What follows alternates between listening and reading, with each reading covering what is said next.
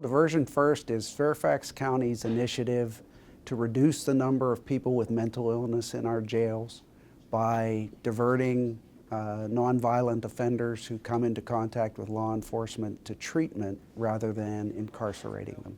People with mental illness can recover or at least be stabilized if they receive treatment. So a person in jail is just sort of left with their demons. On top of this issue, and I think committed to working with us. Our goal is to provide treatment for people with mental illness as an alternative to incarceration.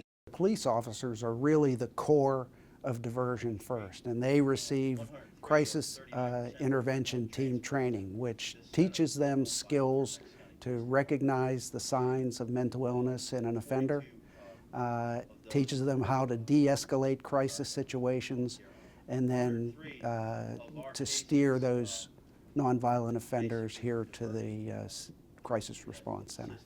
I think Diversion First works. I wouldn't be here if Diversion First if I didn't believe in it.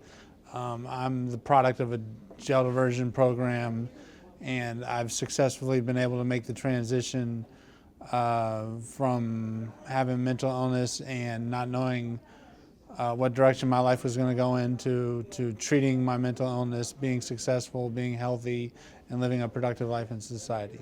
So it has three important benefits to Fairfax County. First, it improves outcomes for people with mental illness who come in contact with law enforcement because they're receiving treatment as opposed to being taken to jail. Secondly, it enhances public safety, both for law enforcement officers and for citizens. And then finally, it reduces costs to the Fairfax County taxpayers.